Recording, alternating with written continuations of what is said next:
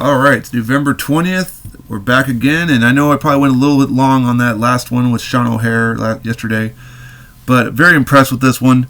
This is my most recent one that came from Rough Figures, the customizer I work with, and this one came out of the blue. I commissioned it. I found the attire I wanted, the look I wanted for it. I wasn't expecting this one until way later.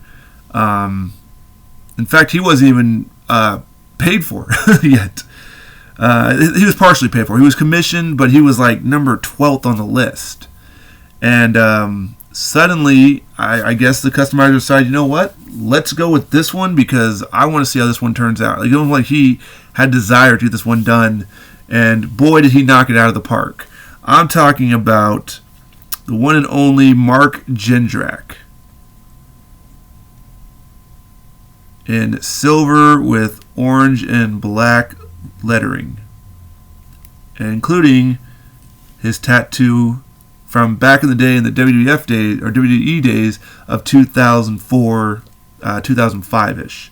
Now that he used the Mark Jindrak Jack specific head, he of course added a little bit of paint.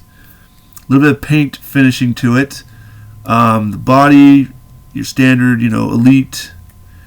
The lettering, just such a beautiful figure. And then I made sure I wanted the knee pads to not just be generic black. I said, hey, look, the Mattel version had his gold, the standard, gold to match the gold attire. They got to almost match up with the trunks. And he was like, all right. And he found, he just got silver, and it's just. Obviously it's the same paint. It's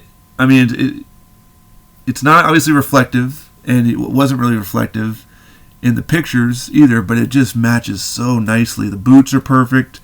He didn't have anything, written on his boots. It was pretty generic on the boots. The height, perfect. The head, it works just so well with him.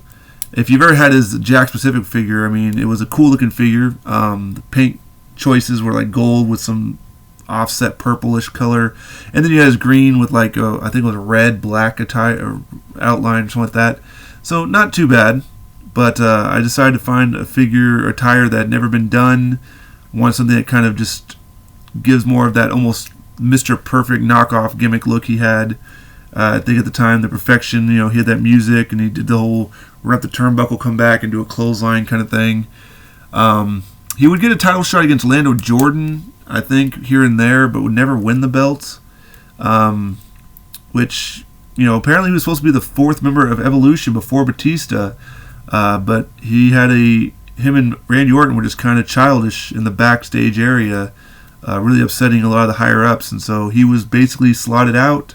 Batista was slotted in. The rest is history. Who knows? We might have been seeing him as a multi-time world champion, although I don't think that would be the case. I think because Batista has that national appeal to his people over in the Philippines, I think that's kind of one of the reasons that they decided to put the belts on him.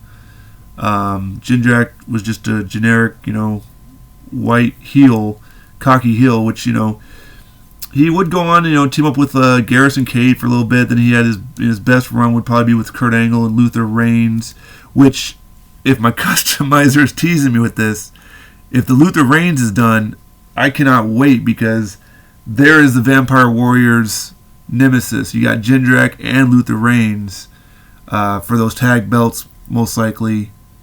Of course, then again, Jindrak could also go for the world title. He was slated into the Blue Impact world title during the Fig Fed before I lost all the data. He was actually a one-time champion in the debut.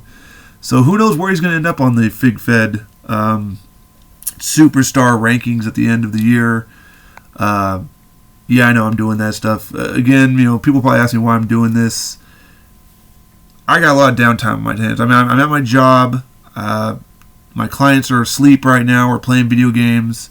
My job's basically to, make sure the house stays clean and make sure that the food and their medicine's given to them.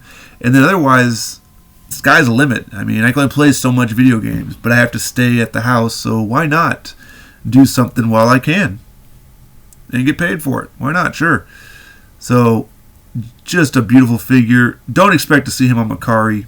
I mean, unless Mattel surprises and decides to do a flashback Mark Jindrak, I'm not giving this up anytime soon. This one definitely worth the money.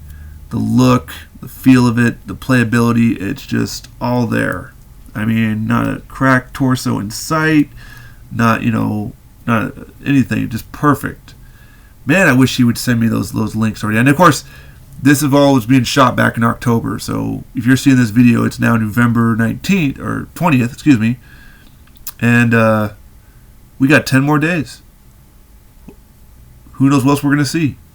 Stay tuned.